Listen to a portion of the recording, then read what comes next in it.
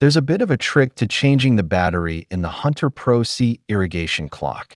When you first open the front panel, you'll see a battery release button at the top left. Ignore that for the moment. It has nothing to do with opening the battery panel. So don't think you need to push that down in order to open the latch. The latch opens easily by just squeezing the clasp on the left side. There are two batteries used by the Hunter C. The 9-volt battery is used only if you want to temporarily detach the front panel for ease of programming, or if you want to program it before connecting the system to power.